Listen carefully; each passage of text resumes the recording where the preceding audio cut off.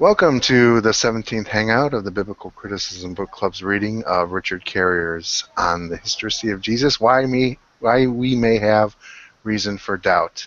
And joining me, of course, is Wayne and Phil Robinson of New Skeptics, our special guests today. Hello, I'm Wayne Van Werthuysen. I'm Phil. Hi. Hello, and we're going to do Chapter 9, which is called Evidence of Acts. Yeah. And I've been maintaining this outline throughout this entire Hangout series, and just to give us some continuity of where we left off before last Hangout, that was 2 weeks ago, wasn't it, John? We finished up studying the We finished up studying the extra biblical evidence for Jesus, supposed references in Josephus and Hesesippus and many others, all of which turn out to be really, really weak when you start analyzing them. And in fact, Carrier's analysis of that was that they kind of tilt just slightly towards ahistoricity in whether the evidence points, because there's things that they say and don't say that don't seem to be, that seem less likely given there actually was an historical Jesus. But he doesn't place that much weight on it, though. But still, he actually finds these to actually be in favor of mythicism just slightly. yeah, and we also had a lively discussion on some of Bayes' theorem there at the end.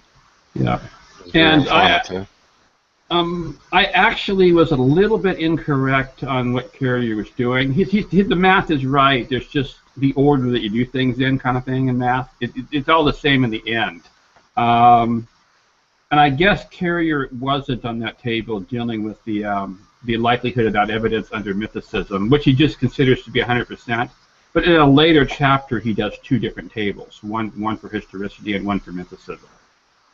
So if he's using consistent methodology throughout the book, then I slightly explained it wrong at the last Hangout. But still, the general concepts of what's going on overall, I gave an accurate picture of.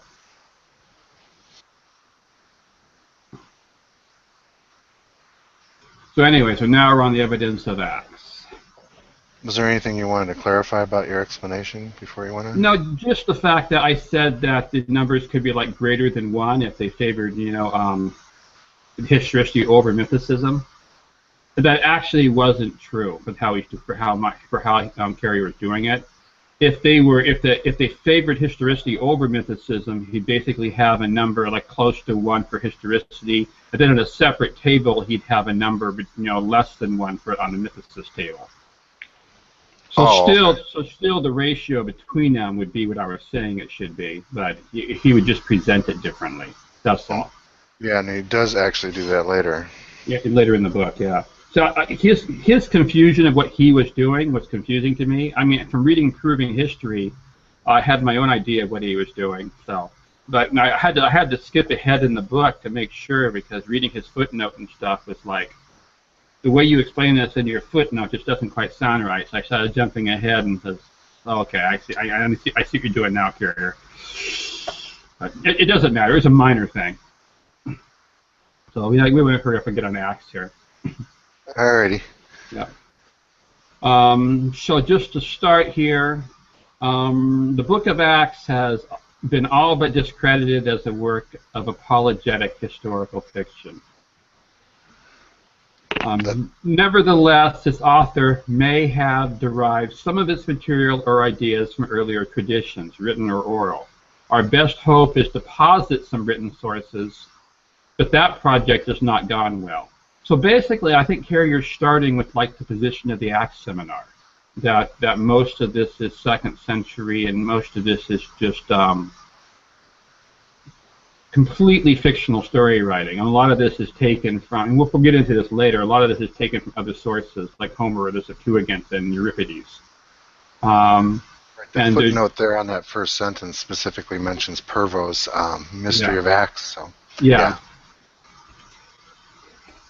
But Carrier is not just going to, just discount Acts because of that, because it's mostly fiction.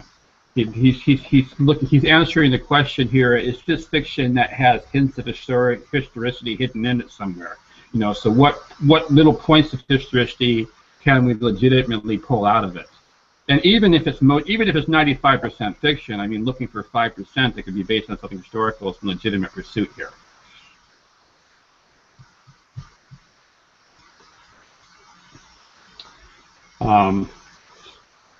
Now, Acts and Luke, if we believe they're by the same author, which there's reason to believe that at least the last layer of Luke is by the same author as Acts, it's possible that other things are going on. So the bulk of Luke might be from a different author than the bulk of Acts, and Acts itself could even possibly be from two different authors. We just don't know anymore. It's just lost to history. Yeah, I don't see how you could possibly figure that out, you know. Yeah. But they claim that, but the author claims to have looked at a lot of different sources, and he's, to be filtering through things. Yeah, there's the famous prefaces to both of those books. And the only source we know with any probability is Josephus. There's lots of connections between Acts and Josephus, and even Luke and Josephus in a few places. And anyone who's written a narrative of the story prior to that, for instance, Mark and possibly other sources, Q. Yeah. But all the other sources we can discern are literary sources, not historical sources. And there's a lot of them that we actually do have. I mean, we know the connection to Euripides. I mean, there's direct quotes from Euripides. Right. I've read the part of The Amazing Colossal Apostle by Robert Price on that. I actually constructed his work and got the text from the Bible and put it by it and made it for one of my groups. It was so good. Yeah, I'm familiar with Price's coverage of this in his book, The Case Against the Case for Christ. Oh, I'm going to read that. I have that. I haven't read it yet. But I've actually heard, I don't have the book or even know which book it is. I've heard the best analysis of this is by Thomas Brody. Okay. And not even, okay, yeah, all right, never mind. But Carrie does specifically say that the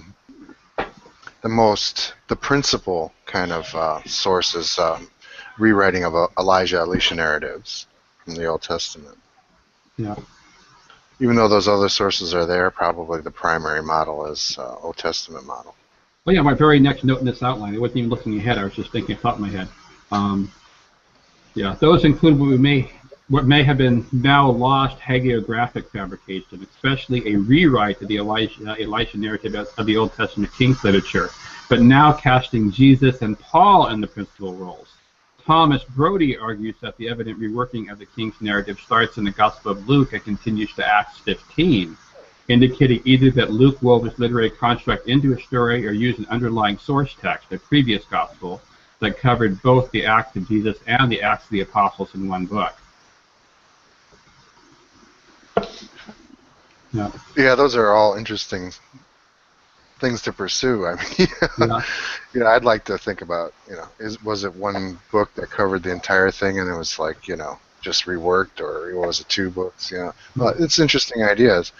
I'm just wondering, because there's something I didn't bring up really, was like Dr. Price mentions this a lot, is that a lot of the material that other gospel writers use in the gospels, like say like the raising of the girl, I don't think she's named in there, Jairus' daughter or something like that, but it's like they take a lot of material that's gospel material and then throw it into Acts and give it a different setting and a different person. Like Peter raised a woman named Tabitha, which is related, according to Dr. Price, to the Aramaic words that Jesus spoke in Mark about, daughter, arise, or whatever, and other things. There's a lot of gospel material that's been transposed from the gospel settings into the Acts settings by Luke, and that's unique to his gospel.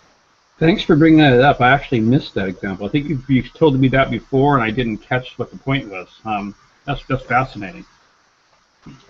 Yeah, and in relation to some of the things I was thinking about Lena Einhorn's book, how that relates to her time shift hypothesis. I quite haven't wrapped my head around it completely yet, but it's starting to form. We had somebody new show up. Do you want to introduce yourself? Yeah, my name's Kookaburra Jack. Well, Hey, hi, how Jack. you doing? Yeah, good. Nice to see ya. Yeah, likewise. Yeah, I only know you as posts. Yeah, Posts on that's right. Facebook. That's it. You know. Yeah, that's all. So But it's have you read interesting. any of Carrier's book? Yes, I have. I've read bits and pieces of it.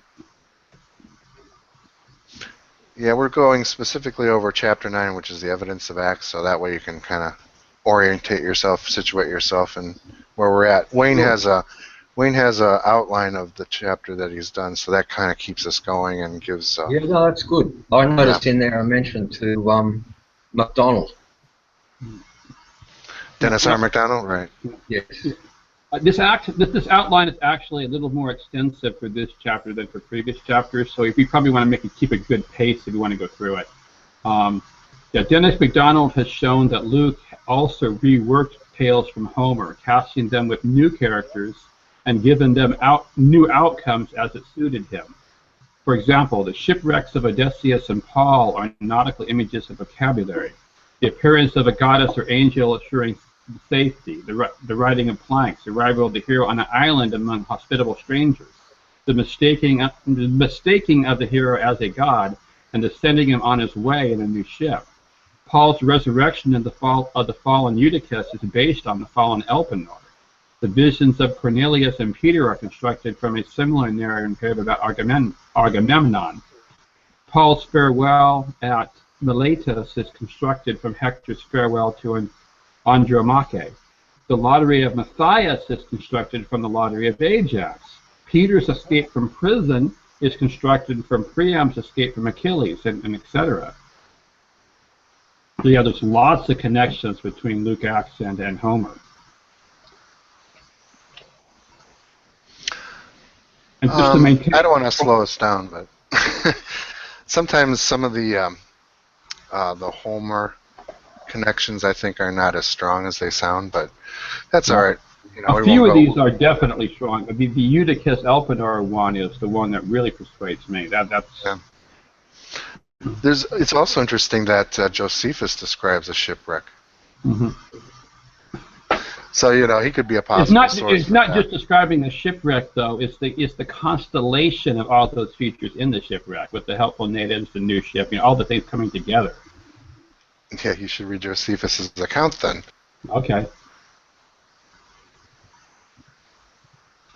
And the Acts use the Bacchae of Euripides as well. For example, the prison breaks in Acts share themes with the famous miraculous prison breaks in the Bacchae. The tongues of fire above the disciples' heads at Pentecost parallels the scene from the Bacchae. The phrase, "Why do you kick against the goads?" is a direct quote from the Bacchae.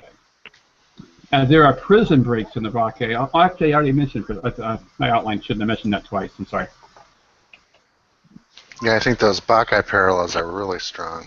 Yeah. That's very convincing to me. Hmm.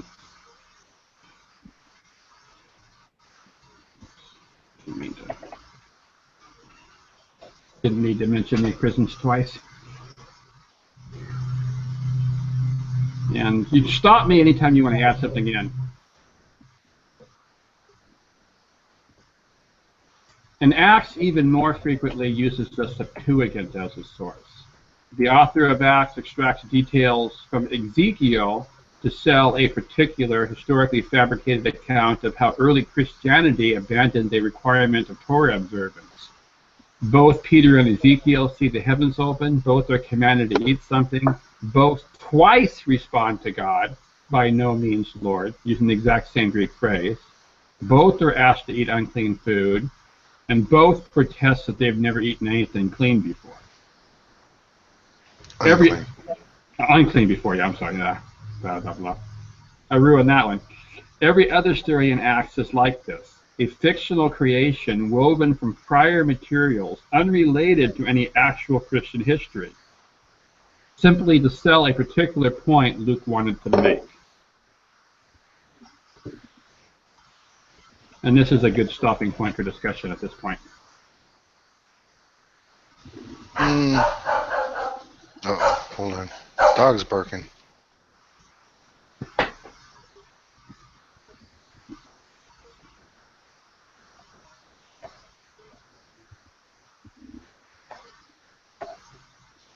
Yeah, hold on. I'll be back in a minute. My wife is home. Okay. Well, I find that very interesting. So I'm happy to learn this. That's my only real comment here. Yeah. Like John was saying, though, some of these parallels you do want to look into more closely because there's a whole spectrum of how persuasive these parallels can be. There's some that are fairly weak that people have made, and there's some of these that are amazingly strong that people have noticed. So I see. the Bacchae ones with some of the direct quotes are just those are the ones that are strongest in my mind. Right, and indeed, I was interviewing Neil Godfrey about that, and he didn't feel very strong about it, and I just let it lie. But the fact is, I think Price adequately shows that that is a direct quote from the Bacchae. Yeah. It's not just that quote. I mean, even that one phrase alone, maybe they both got it from a common source for something.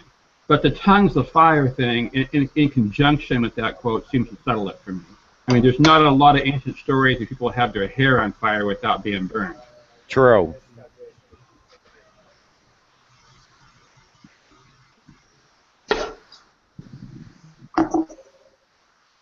And then that combined with the prison breaks and the Bacchae too, and then a bunch of the other more minor connections between Acts and the Bacchae, yeah, there's just so much there. Right, it just, how could it be anything but a huge fictional account? Yeah.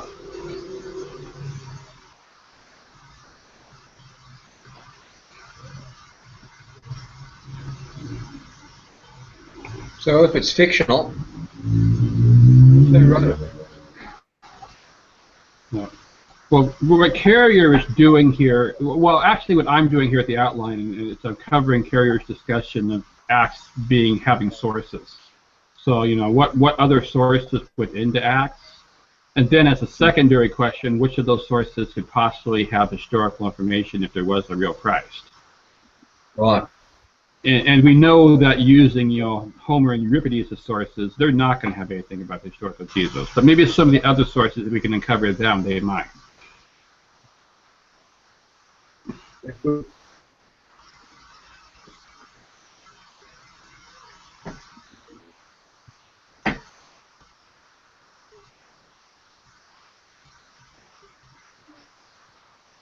Yeah. I should have gone back in this outline and actually put the references to these texts in here, but I was too lazy to do that.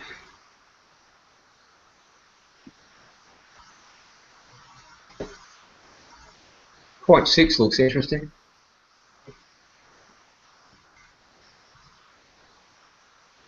That's something I basically just copied from Carrier. I'm not familiar with that enough myself to really substantiate what Carrier claims there, but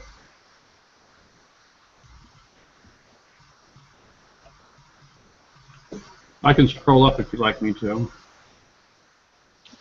Yeah, my wife came home feeling ill. Ooh. Well, I hope she feels better very soon. Yeah. Yeah, she's going to lay down, but unfortunately for dinner, I'm making bratwurst and sauerkraut, so it's like the worst possible thing you could have if you're not feeling it, probably. Yeah. So if there's not more discussion, I'll keep moving on and keep the momentum here. So more on the point of Acts being literary fiction is that Acts directly contradicts things that Paul says in his letters. Paul says he was unknown by faith to the churches of Judea until many years after his conversion, but Acts has him known to the Jerusalem church from the beginning. Paul says after his conversion he went away to Arabia before returning to Damascus, and he didn't go to Jerusalem for at least 3 years. But Acts doesn't have Paul. My sentence doesn't make grammatical sense. But Acts doesn't have Paul going to Arabia at all, but has him go immediately to Damascus and then to Jerusalem just a few weeks later.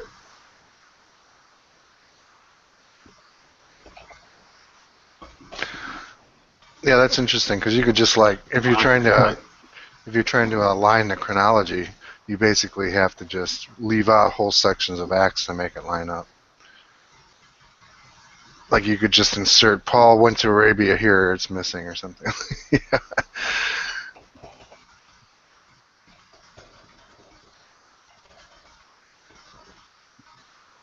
Yeah.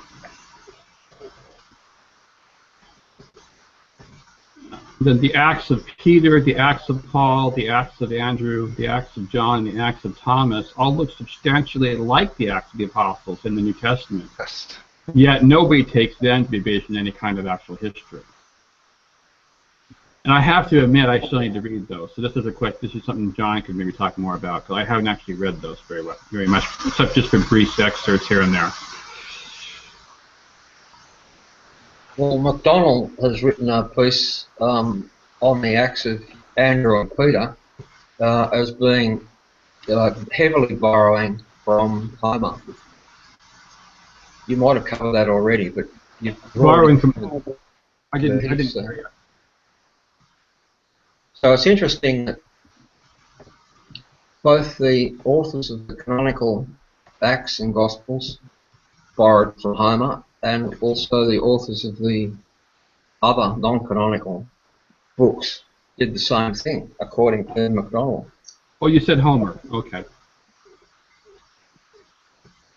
Yeah, the thing I'm thinking of is that these guys, their entire literary training, their schooling or whatever, involves around classical literature that was known, Homer, Plato, things like that. And these forms can manifest themselves because that is the basis of how you write, what you write about, how you express things. A lot of the parallels are kind of not accidental. They're kind of accidental in a way, in that, for instance, modern authors write a certain way. Say if you have a short story, you use the short story form because that's how you're trained to do it. You're not deliberately mimicking any other short stories, but you use the same form that others use, and there does seem to be similarities that come out, and probably not intentionally, but they might have had a lot of limited background in how they were trained and so forth. So these influences would be more prominent in some of these students than others, I would imagine. Sure. I mean, Homer must have been used as part of the education system in the ancient world. Yeah, and they were. I guess it's well known now that a lot of these guys were trained to copy and mimic these authors. Write a story and use the Iliad or the Odyssey or something like that. As a template for doing it. And they were graded on how well they adapted the material. And yeah, they were able to change it, invert things, change form, omit things, add stuff to it, but essentially they were adept at reworking what they were familiar with. And that was like supposedly the basic educational system, how they learned. Yeah. Yeah, in Dennis MacDonald's book, like the one when he compares Homer and Mark, I suddenly forgot the title of it. The Homeric Epics and the Gospel of Mark. He talks at the beginning about methodology, and all the criteria he uses for whether it's actually a parallel or not. And it's basically how many points of similarity, whether they actually use the same vocabulary, whether things come in the same order, and things like that. But he also talks about accessibility as one of the criteria. That do we know that the author of the latter work had access to the earlier work? And that's one of the things in this case, with the education system making people use, these classical works, we know they did have access to these, to Homer and Plato and things.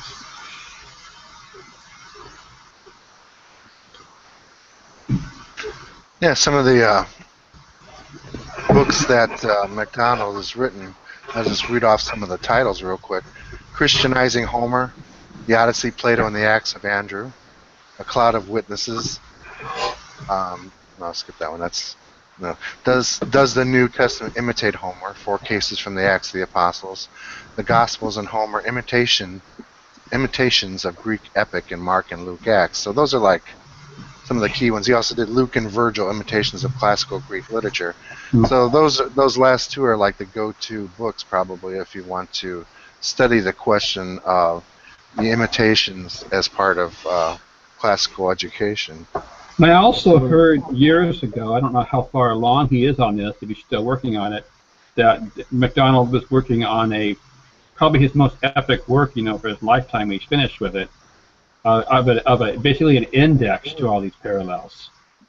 Like pretty much going through all the literature, the parallels that he himself has found and what other people have found between classical literature and the Bible, and even internally within the Bible and stuff, and just making a complete index of all the parallels that have been found. I have not heard any update on that. Yeah. That's what graduate students are for. Yep. But that would be an awesome research once that's published. Resource once it's published. Yeah, it would be like, parts 2 and 3 of Heidegger's Being and Time would have been nice too, but I guess he never really got around to writing that. Yeah. So other things here that show the fictional character of Acts and how it kind of uses its sources is like Robert Price observes, Peter and Paul are paralleled, each raising someone from the dead, each healing a paralytic, each healing by extraordinary magical means, each besting a sorcerer, and each miraculously escaping prison. So basically, it's like Acts has the story said twice, once regarding Peter and once regarding Paul. Right, and add to that the changing of speeches between different characters. Each one sounds like the other. So it's not like they're going through actual history. It's like they're trying to create a story where both of them are put in exactly the same light, and made to be two pillars standing right next to each other, in the structure. I mean, they're going more for symmetry than for historicity. But it's a weird kind of symmetry because at every point the author of Acts always kind of slips Paul in a little dig where he's not quite at the level of the other apostles all the time. Yeah. Despite the fact that how much actually it concerns it's like more like an Acts of Paul than anything else. He's never given the same same standing as the rest of the apostles. It's always something a little bit deficient in his relating his background. It's also interesting that the traditional name of this book is Acts of the Apostles, but it hardly talks about the apostles in general at all. The 11 or 12 is mentioned in passing a couple of times, but mainly it's just Peter. And then, Paul, it never calls an apostle, even though Paul himself in his letters calls himself an apostle. In his letters, Paul refers to himself almost as the only apostle. That Acts limits that to, just to Peter and the 12. And then the other people mentioned, Stephen, and who was the other one? Philip, I think. Yeah, Philip and Stephen. They're not even part of the 12. They are other people who were appointed, part of the 7 and groups that are appointed for certain tasks by the 12. So it's like most of this book is about other people, second to the apostles.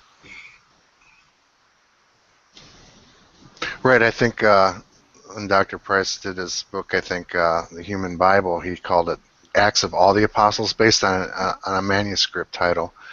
But, that's even further from the common title of the book. Mm-hmm. And I'm curious, I haven't actually looked into it, if there's any parallels between Philip and Stephen that would parallel the parallels between Peter and Paul. I wonder if both of those, have the other minor person, with them as a further symmetry to the whole structure of the book. They seem to be like isolated incidents, and most scholars have recognized the Stephen stoning as kind of like a disguised James saga. Yeah. And Philip just seems to come out. He's the one that baptized the eunuch, right? It's just like he just enters the story, does his thing, and then exits, more or less. Yeah. Luke makes Paul's story parallel Christ's as well. Both undertake peripatetic preaching journeys. That's not a word I normally use. I forget what it even means. I looked it up once and I already forgot what it meant. Culminating in a long-lasting journey to Jerusalem. where each is arrested in connection with the disturbance in the temple. Then each is acquitted by the Herodian monarch, as well as by Roman procurators. What page is this? Around? I'm sorry, I don't have that handy.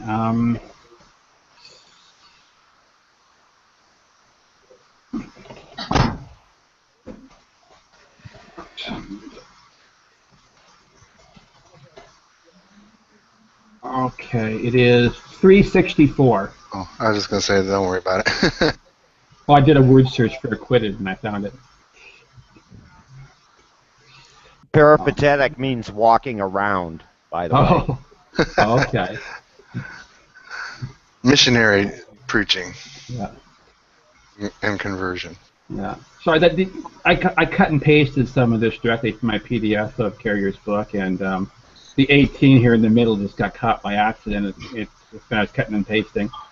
Both are also plotted against by the Jews, and both are innocent of the charges brought against them.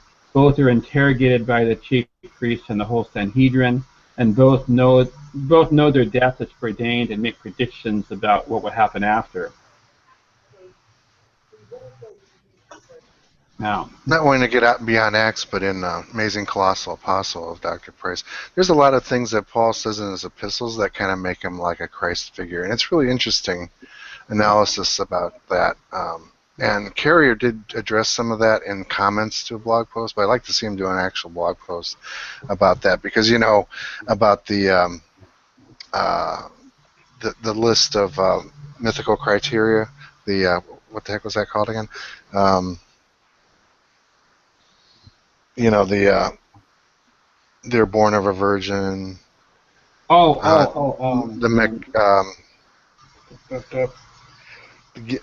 Jeez, I'm drawing a blank. That's terrible. But anyway, how much of that would fit Paul? The rank Reglan scale. Yeah, rank. Yeah. Yes, thank you, Phil. Yes, and you know there was a discussion in the comments about Carrier saying that Paul would not fit this criteria, but I think I'd like to at least discuss that with him at some point. Yeah. I apologize. This is a bug in LibreOffice here. I can't format this the way it's supposed to be. This 9 here is supposed to be underneath this here above, and it's just not doing what it's supposed to do for a moment here. Oh, now it's going under. Okay. Yeah, it's meant to be.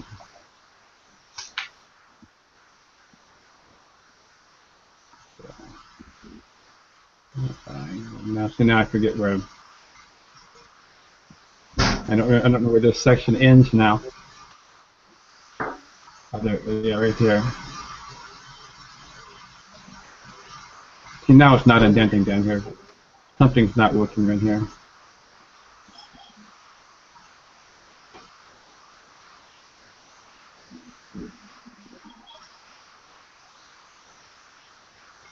Yeah, this line right here is just not cooperating for some reason. It's not supposed to indent. Anyway, we'll know what we're doing. Let's move on. Yeah. But Carrier mentions that Paul does almost everything bigger than Jesus, and this is kind of a curious point too. The account of Paul's conversion in Acts parallels the Emmaus narrative in Luke. Both stories feature a journey on a road from Jerusalem to another city. Both feature a revelation of Christ. In Luke, the revelation came as they were drawing near the city where they were going. And in Acts, the revelation came as Paul drew near the city where he was going, using the same Greek verbs. In both stories, Jesus appears and rebukes the unbeliever and instructs him, and as a result, they become believers and go on to preach a newfound faith. In both, there are at least 3 men on the road together, and yet only one of them is named. So that's kind of a particular detail that's less likely to be by chance. In both stories, the chief priests of Jerusalem are the named enemies of the church. In Luke, God says Jesus had to suffer, while in Acts, God says Paul had to suffer. The fact that that's mentioned is a useful parallel, not just implied, but actually stated. Both stories feature blindness. Paul is blinded by the divine light in his vision, and Cleopas and his companions' eyes are blocked from seeing that their fellow traveler is Jesus in Luke. Both stories end with the blindness being lifted. In Luke, the visitation occurs on the third day. In Acts, the visitation is followed by a blindness of 3 days. In Luke, the blindness ends after a meal commences, and while in Acts, a meal commences after the blindness ends. So there's a lot of stuff there that's connected. I missed a thing here about how, I guess I just made the note but didn't actually give the actual examples of how Paul is made bigger than Jesus. I didn't catch that here. Yeah, I think you have a lot of detail in that outline. Yeah. You think you could kind of like skip it a little? Because you know, ultimately the point is all these different things are borrowings. I mean, there's borrowings from Tobit, there's borrowings from Josephus, there's reworkings of his own freaking gospel, you know, the MAS, you know, and it all comes down to the conclusion is that when you Bayesianly tally up all these things, you know, it does not speak for historicity because there's too many parallel coincidences. Yeah. Acts features also uses features of the John the Baptist narrative to construct Paul's conversion story, and then Luke has taken elements from the book of Tobit also. So for this to be history, one has to posit all these agreements and parallels are historical coincidences, which is far less probable than that they are inventions, intelligently designed to reflect each other. And when you remove them all, you have no real story left to call authentic. I would totally agree. Yeah. So the next thing that Carrier talks about in this on Acts is what happened to the body. And it's just, you know, conspicuous absence here. Like in one of the Gospels, you know, there's guards at the tomb because the Romans don't want the body to be stolen. But yet, in Acts, that entire narrative about Jesus' body is completely forgotten. I mean, there's nothing mentioned about Jesus' body being missing. There's no mention of, you know, Joseph of Arimathea being suspected in disappearance. There's no accusations of the Christians being guilty of grave robbery. There's no mention of the empty tomb. You know, there's no talk of people being amazed at Jesus' actions earlier. You know, people still being amazed at what he did, or the resurrection. I mean, and there's no talk of a Roman manhunt for Jesus. You know, and when the apostles are being questioned, you know, nobody's asking them, you know, why you say you're following this guy who you just executed. You know, I mean, do you know where he is? I mean, we need to execute him again. Then if we didn't get him the first time, I mean, there's no talk of that. I guess the basic question of this whole section is do you agree with Carrier that these events, what you would expect to happen if this really happened and wasn't a fairy tale, that they could not have failed to happen, to use his own terminology?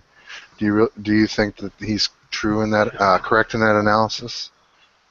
That all these things that you would expect if this was historically true to have happened, you know, investigations and all this stuff, do you think that would have actually happened?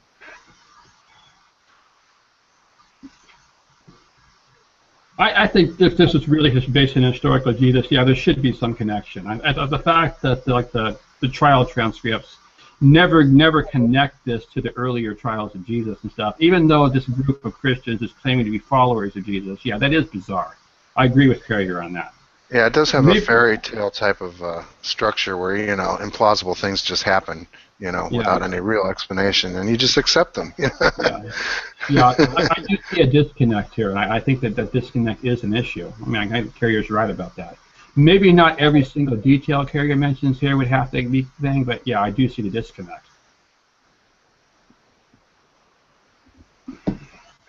Yeah, the ones that seem most concerned about the body, namely the Jewish establishment, you know, maybe not Pilate would start a massive manhunt for the missing Jesus or something like that, but certainly the Jews would be very concerned, you know, but it's only treated in passing and in a very circumspect way where it's not, it doesn't unfold the way you expect it to unfold. Yeah. So Carrier says either Acts deliberately suppresses the truth about what happened to the body and what was really being argued, and said and done about it, which eliminates Acts being any historical value, or there was no missing body and nobody was claiming there was. Yeah, it seems like that just happens to be an inconvenient detail you have to add. That yes, there was no body, obviously. So, but how they deal with it is just like gloss over it. Yeah. You know? So yeah, I would go with the first part of that. I mean, yeah, There's no historical value. I mean, if I was writing this book, I'd have the Romans go back to the tomb and try to find the body themselves, and say, hey, confirm it was missing, and that just supports the Christians' claim of the resurrection. I mean, which is important to the author of Acts. I mean, the fact that the Romans aren't checking out, with the tomb officially, that's a weird absence in the storyline. You're saying that if they had allowed the Gentiles to be involved in this kind of verification process, that would have been better for Christianity, and he should have done something like that. I mean, it's just part of the storyline in general. I mean, the idea that that the tomb was found empty and stuff. Why wouldn't the people who originally put him, who originally sentenced him to death, check that he was still dead? I mean, I don't see why that's not part of the storyline, part of the narrative, fiction or historicity.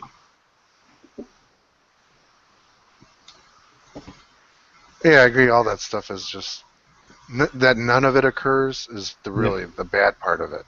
The bad part about it, not even some of it has occurred. Not even like the most natural thing that you would think that would occur doesn't even happen. Yeah. So let me have to move on. So the section 3 of this chapter. There's actually a lot more sections to this chapter in Carrier's book than one would expect. One would think this ought to be short, and there's a lot to it. The mysterious vanishing acts. The second peculiar thing about Acts is how thoroughly all the people associated with the historical Jesus, as opposed to a cosmic revealed Jesus, disappear from the historical record entirely. Some of this is easily explained under historicism with the characters being fictional. So I mean, this could be based on a historical Jesus with just these stories being exaggerated and stuff. So I mean, there could be a historical core to a historical story. I'm sorry, to a fictional story. But the disappearance of Pilate from the story is slightly unexpected. After the first chapter of Acts, the moment Christianity's history becomes a public record, it suddenly appears as if Jesus had no family whatsoever. This is certainly more likely if there was no Jesus in the first place. If later legend were true and James, the brother of Jesus, was a major leader and key figure in the early church, erasing him from the history of the early church would have been impossible. The history of the early church as recounted in Acts looked very much unlike what we would expect on minimal historicity. Now, I actually have a little bit of problem with Carrier's argument here, in that, first of all, some of these people are mentioned in Acts just early on, like chapter 1 and 2 of Acts mentions, like Mary's mentioned, I think, in chapter 2. And I think the main point here is that a lot of these people would have been considered to have stayed in Jerusalem, and they have their own things going on, but the focus of Acts is on the missionary journeys outside of Jerusalem. So I think this could be defended as as just part of the different scope of what Acts is trying to get to. That's very true, but you would think that a lot of these people played a very important active role in Christianity early on. So, they should have left a bigger footprint. But there's another way to look at it, is that when early Christianity itself realized that there was a big vacuum on a lot of these people, they created a whole body of, apocryphal acts and all kinds of stuff in the name of these people to fill that missing gap, that people were expecting that kind of stuff. Yeah, that's a good point. You're expecting that stuff to occur, and nobody, even apologists, consider any of that material, that literature, to be authentic in any way. They consider that 100% fiction, right? Yep. So, but I said my point earlier, so I won't belabor it. Yeah. So who else was it, besides Mary and James and Joseph of Arimathea, who else is not mentioned in Acts that we should have been part of the story based on what we know from the Gospels? I mean, Well, it Are there depends on more which examples? Gospels. What happened to all the saints that were raised in Matthew? What happened to Lazarus? You know, Yeah, Lazarus is a good one. Yeah. you know, what Mary Magdalene doesn't really show up in Acts, right? Yeah. Or maybe early on. Other important people. I mean, the list goes on and on. And like Yeah. you said, even most of the inner circle of the apostles are just mentioned briefly. That hey, yeah, by the way, we didn't forget you. But then it's like, then they absolutely stop. So I'd say the majority of important people never made it past the very early parts of these books, and it Yeah. just focused. It focused on a few, and then it kind of laser focused on Paul for the most part. Yeah. Now So it's kind of harrowing. I want to mention one more connection here, though, that just came to my mind. We talked about Acts being a lot of based on earlier literature and the Septuagint being part of that. But the way the Old Testament tells stories, abandoning characters and moving on to different characters is a big part of how the Old Testament did its narratives. That's true. Yeah. So I mean, so they're right in that same kind of genre of just mentioning characters and then switching to completely different characters for later in the story. It's even more significant if you consider the Septuagint and other related works as models for what you're working with. Yeah. So that becomes the reason why you drop characters, because your source material is doing the same thing. Yeah. If you're reworking older Septuagint stories, yeah, it's going to have those same characteristics. Yeah. So then on to the trial transcripts of Paul. I actually need a 30-second break here to get more water. I'll be right back. Very well then. Anybody else have any comments so far on what we're covering? Well, I've got one. Please speak up. That's okay. Interject if you can. No, it's interesting. I'm just enjoying listening and watching. It's good. The thought came to me that you mentioned there's no accounts of these hundreds of people that were arose from their tombs in Jerusalem. The Matthew zombie affair. Well, in actual fact, two of these zombies reported themselves to be the author of the Gospel of Nicodemus. Ah, that's right.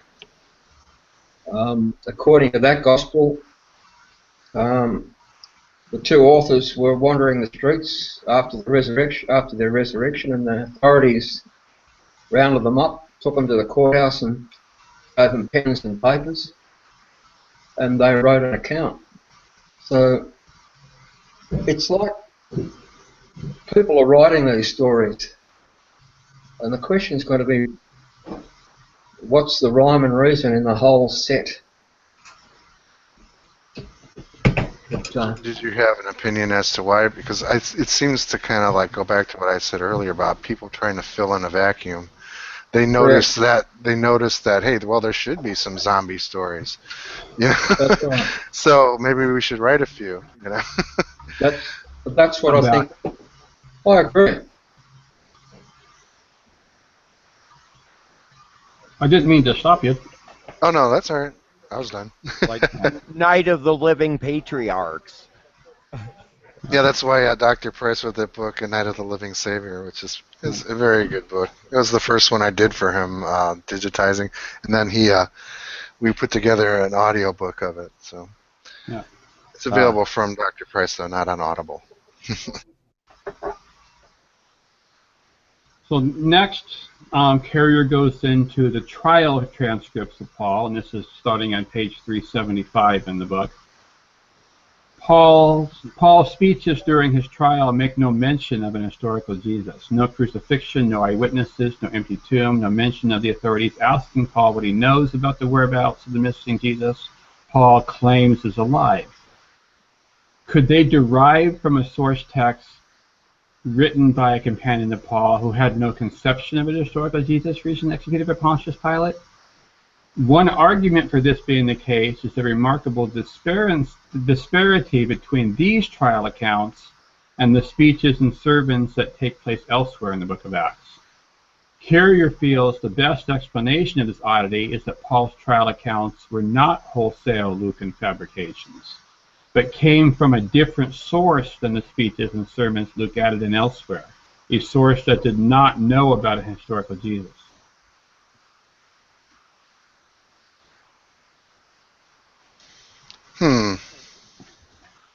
Yeah, I have a little bit of trouble with this, but it's a little bit beyond my ability to grapple with. Yeah, I haven't quite wrapped my head around that argument. That's interesting, though. Yeah. I wouldn't 100% agree that what was said in the other speeches had a historical quality, and that Paul's are that much different. Yeah, I'm not seeing that much difference either. That's kind of my issue with it. Yeah, so just mention it for the sake of mentioning it. Yeah, I'd have to also add, I agree with that, and we have historical speeches by Bilbo Baggins. Yeah.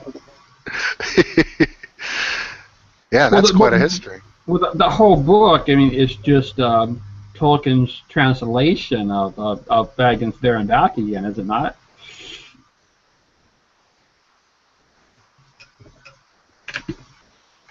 I don't know. I don't read that stuff. I mean, you're not saying Tolkien's the author. Tolkien was just a translator, right? Translating it from the original Hobbit. I think we should be able to dig up Middle Earth archaeologically.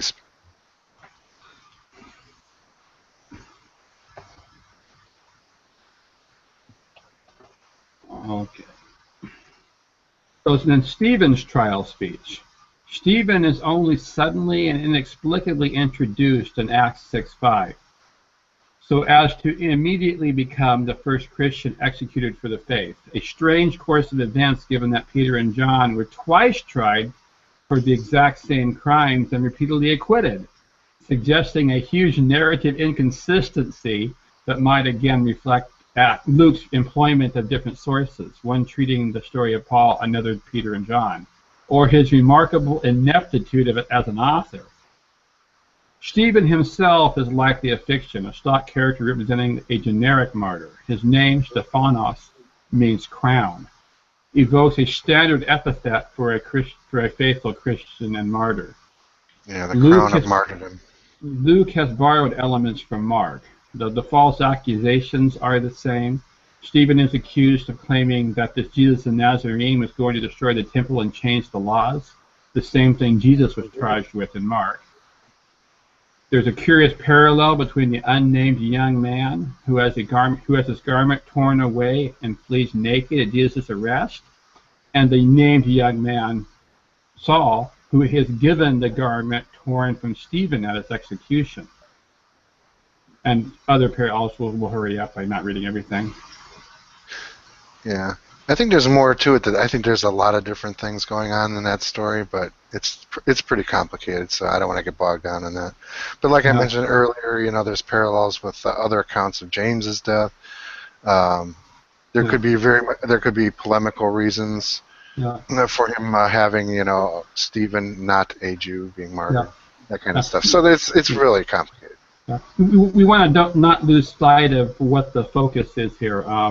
Carrier is not just trying to give a laundry list of why Acts is fiction. Our point here is can we mine any evidence of historical Jesus from within this fiction? So, and the point here is that there doesn't seem to be any historical Jesus in Stephen's speech at all. When the details are pulled from other gospel sources, I mean, it's a massive reworking of everything. Yeah. Of whatever sources. And then there's the question of, well, did Luke Acts have Aramaic sources? And quoting from D.F. Payne, however, such semantic elements in Luke's writing must not be pressed to support conclusions which it will not bear. So there's some scholars who are trying to make a big deal out of Aramaic sources, but a lot of other scholars just find the case to be too weak, and that's just a kind of summary statement to that effect. Even where Semiticisms appear in great abundance, those sections also show unmistakable evidence of distinctly Lucan style. And ultimately, there's no way to distinguish what may have been in Luke's sources from what Luke himself has added. So trying to find Aramaic sources seems to be a dead end. Yeah, I agree.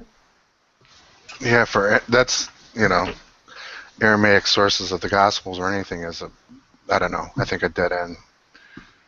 I read a lot of books, including, the guy that died. Anyway, a lot of stuff arguing for that, and I just don't think it's a very strong case that there's any kind of Aramaic layer or sources to it in a massive scale. There might be sayings here and there, like Dr. Price always points out. Jesus was the only guy that spoke Aramaic in the first century. Because it's Aramaic doesn't automatically lead to historical Jesus. Yeah.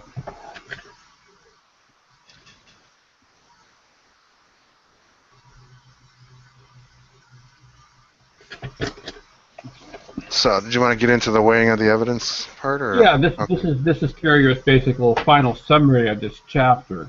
Yeah, this is where we get into the math again. Yeah. So. I need to stir my food real quick. I'll be right back. Okay.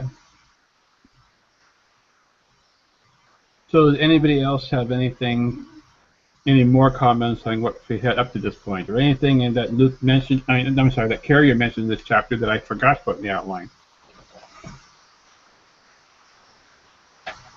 Did I omit anything important from Carrier's argument? No, you made a pretty good summary there.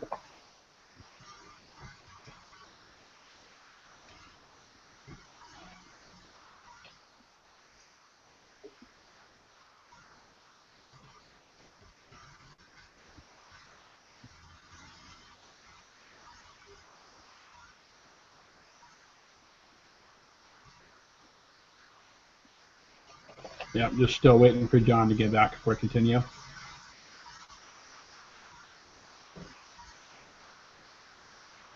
We actually made good time this hangout, actually. We might have actually raced too fast. I had so much stuff in this outline, I didn't want to drag us down and make a 3-hour hangout, but I think we actually made good time here.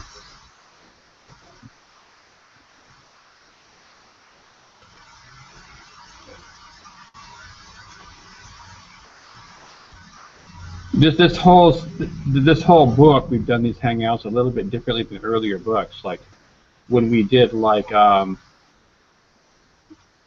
Parables of War by John Marshall, and when we did the book on Genesis by what was his name? Legends in Genesis by. I'm having trouble understanding your accent. I'm sorry. It's all right. This is Australian. The author was Gurmerkin.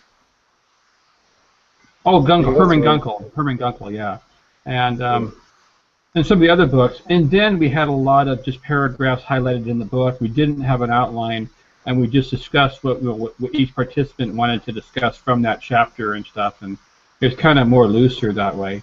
But it gave a different style to these hangouts. So I'm not sure which way is better. I'm back. No. It's great. I'd keep going. Yeah. So anyway, weighing the evidence. First, Luke's wanton fabrications, including his use of Josephus to make the stories seem more historically informed, and his complete rewrite of history to reverse the facts reported directly by Paul, and his overt attempts to make his books look like histories, pretty much established that he was not honestly reporting the facts as he knows them. Second, we cannot use Acts as evidence for historicity. For anything in it will have been designed to convince us of historicity, with no assurance of any real basis in fact, and abundant reason to doubt there is any. But a text specifically fabricated to convince us of historicity, such as this, could potentially give us evidence of myth, if material in it doesn't make sense otherwise. If Acts is a wholesale fabrication, however, written in total ignorance of what may have actually happened, then Acts might afford no evidence either way for either historicity or myth. Nothing in Acts is unexpected on minimal mythicism. So, I mean, I didn't. If you see anything unexpected on mythicism, point it out to us today. So the same consequent probabilities on mythicism can be treated as 100% across the board. So we get the following in. Yeah, so we get the following ratios between the consequent probability that Acts would look like it does if minimal historicity were true, and the consequent probability that Acts would look like it does if minimal historicity is false. Okay, so see the table on page 386, and that basically summarizes from earlier each section of the chapter. So ultimately here, Carrier's a fortiori argument, where he gives the numbers as favorable to historicity as he reasonably can, he finds that what we see in Acts is 72% as likely to see this evidence. I'm sorry, this sentence doesn't make grammatical sense again. I don't know what I wrote. Is 70% as likely to be, to have the act look as it does, given minimal historicity, than if it was false. And the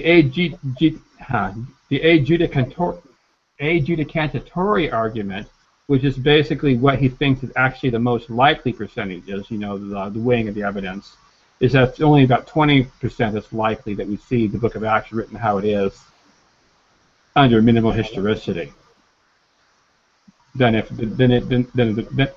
mythicism. And these numbers will be fed into Bayes' equation later in the book.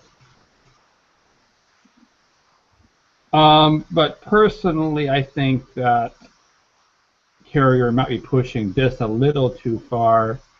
I'm more towards Acts being pretty much useless in the argument and being a wash, actually. But there are those strange disconnects earlier. So those strange disconnects slightly favor mythicism, but I don't know if it's really that enough to make a deal out of. So what do you guys think?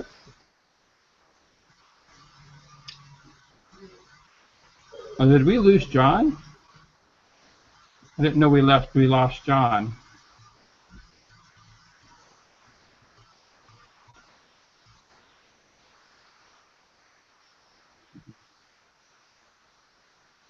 Awkward silence. I had everyone hidden here.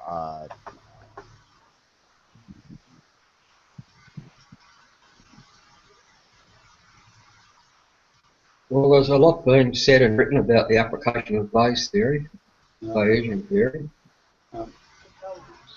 Okay, so are you saying that even if Acts is completely fabricated, that this just really doesn't have much to do with a historical Jesus, or what? That's an interesting question. We've got to be thought about a little more. Even as a fabrication, it's a poorly written fabrication if they're trying to argue for historicity. I mean, there's a lot of disconnects in the story. I'm back. Yeah. But I don't agree with the argument that Acts has sources that were mythicist sources. I'm just not really following that as being a strong point. I don't know. I consider it a wash myself. But there absolutely is nothing I can find in Acts that supports historicity, though. I mean, we can't use it as evidence that there really was an historical Jesus. There's none of that there at all. I would even grant that there's even less than Carrier grants. Elaborate. John, can you elaborate? The question of sources, I just don't. Yeah. The first time when he mentioned that, that some of the speech sources and things for Paul, for Peter, and that to me did not ring true. To me, they all sound like literary creations. Yeah, I agree with you there.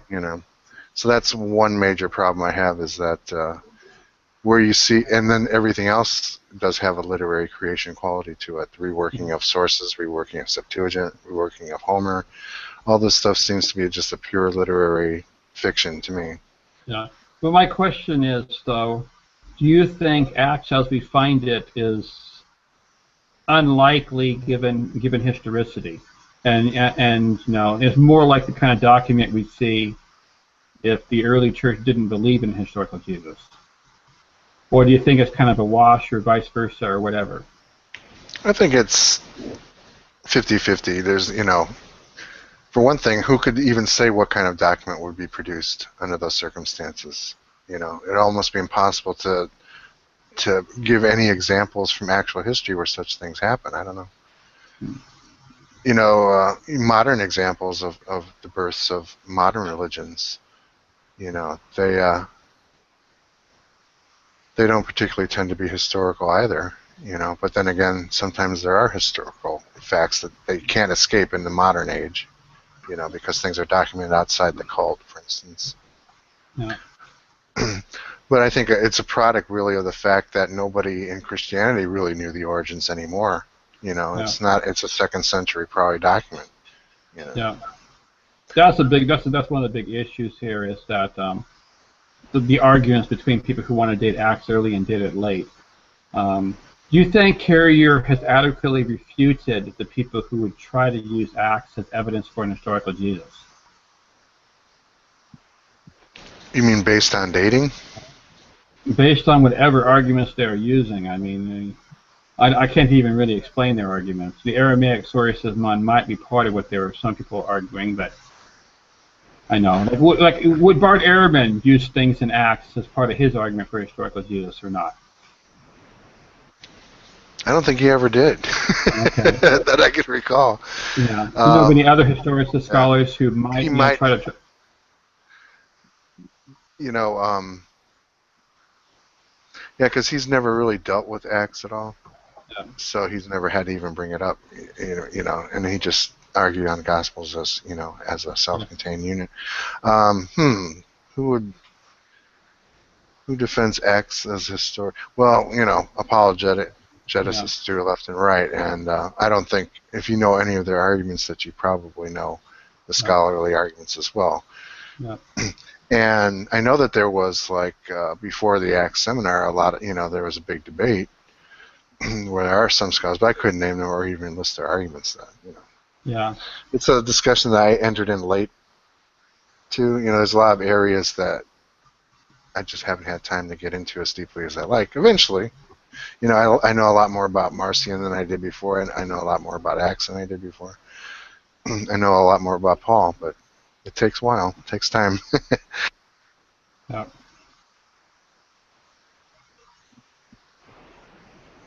Are you leaving us, Phil? We're getting ready to wrap up, Phil. So yeah. Yeah. Can you hang on okay. Just sure. a couple more minutes? Yeah, this is the last section. So. Yeah. I'm just wondering if there are any more things we should discuss about this. You think this fits into Carrier's overall argument in this whole book very well? I mean,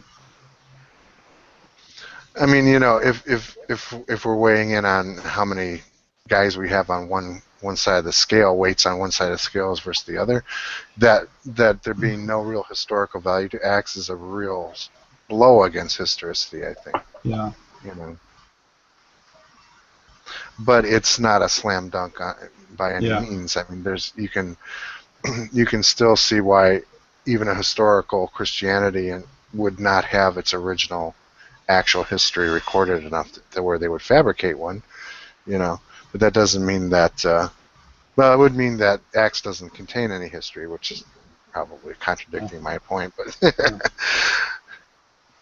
so, was there anything at all that you disagreed with Carrier on in this chapter? Whether it's something I mentioned in the outline or something you just noticed in reading the chapter? I brought up a couple things as we read, so I don't really want to. Yeah. I don't think we need to rehash them. Okay, so then the other question we have is, how much do we want to read for next Hangout? That I don't really know how big the next chapter is. Well, we could discuss it offline because it might take some thinking. Okay. And we might need input from other people that might be able to join us next time as well. So we should probably open it up as an open question. Okay. But how big is the next chapter? We should at least look at that. I don't know. It starts on page 387. I have a small question. If it's not, jumping ahead to the purpose of all this, but somewhere in his book, Carrier comes to a conclusion, doesn't he, about a percentage value for the historicity of Jesus? Yeah, you got to realize these percentages are. He's not trying to be mathematically exact. He's No. just trying to place some logic onto Yes. the talk people normally use when they say this is very likely Yeah. or this is slightly likely and stuff. He's just trying to pin that down a little bit, so people won't be so wishy-washy with it. Yeah, I do understand too that I think he's purposefully erring on the side of caution Yeah. in some of his estimates. That's when he says the a fortiori here is his cautious argument. His a judicantiori argument is what he actually thinks. Yeah.